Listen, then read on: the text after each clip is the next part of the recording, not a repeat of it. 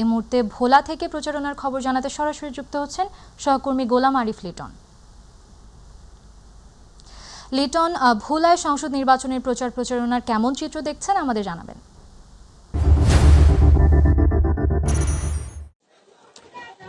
মাতুল, আপনি জানেন যে আগামী 12ই ফেব্রুয়ারি সারা দেশ জুড়ে কিন্তু ত্রয়োদশ জাতীয় সংসদ নির্বাচন অনুষ্ঠিত হতে যাচ্ছে। তারই ধারাবাহিকতায় কিন্তু উপকূলীয় জেলা দ্বীপ জেলাও কিন্তু পিছিয়ে নেই। ভোলা তো এই নির্বাচনকে সামনে রেখে ভোলা সদর আসন সহ যে 4টি আসন রয়েছে, 4টি আসনেই কিন্তু নির্বাচন সরগরম হয়ে উঠেছে। প্রার্থীরা ভোটারদের দ্বারে দ্বারে যাচ্ছেন, দিচ্ছেন নানান রকমের প্রতিশ্রুতি। ভোলার যেই সম্ভাবনা সমস্যাগুলি রয়েছে, সমস্যা নিয়েও কিন্তু প্রার্থীরা কথা বলছে। তো আমি কিন্তু এখন আছি ভোলা বাংলা স্কুলের মাঠে।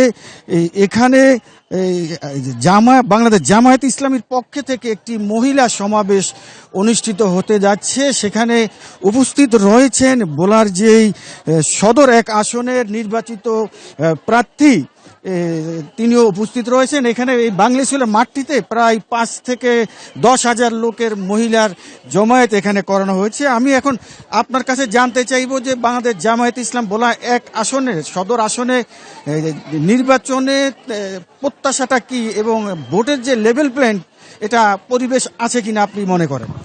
ধন্যবাদ।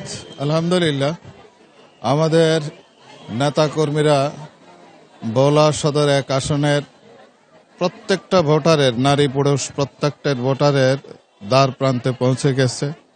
ডোর টু ডোর তাদের সাথে সাক্ষাৎ করে আমাদের যে আগামী দিনের কি করণীয়, আমরা কি করব, এগুলো আমরা ভোলার যে সমস্যাগুলো এবং তার সমাধান কিভাবে আমরা উপস্থাপন করেছি সুন্দরভাবে, এগুলো এই জন্যে আমাদের প্রত্যাশা বেড়ে গেছে। জনগণ পরিবর্তন চায়, নারী পুরুষরা পরিবর্তন চায়। গতানুগতিক কোনো সিস্টেম তারা আর মেনে নিতে চায় না। সুতরাং আমরা আশাবাদী এবং স্বতঃস্ফূর্তভাবে আমরা আশাবাদী এই যে আগামীতে ইনশাল্লাহ আমরা বিজয় লাভ করব এবং নারী পুরুষরা আমাদেরকে বিজয় লাভের জন্য,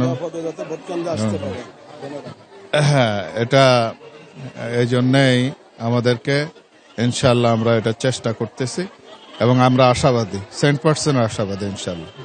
যেমনটি বলছিলেন আমাতুল, নির্বাচনকে ঘিরে বাংলাদেশ জামায়াত ইসলাম ভোলার যে 4টি আসন রয়েছে, ভোলা সদর সহ 4টি আসনই নির্বাচনের পরিবেশ যদি ভালো থাকে, জামায়াত ইসলাম শতভাগ আশাবাদী যে তারা এই 4টি আসন থেকে বিজয়ী হবেন। অন্যদিকে যে ভোলার যে অন্যান্য বিএনপি থেকে যে জোট প্রার্থী রয়েছে, ভোলা সদর 1 আসনে যে রয়েছে ব্যারিস্টার আন্দালিব রহমান পার্থ, বাংলাদেশ জাতীয় পার্টি বিজেপি, তিনিও কিন্তু প্রচারণা চালিয়ে যাচ্ছেন।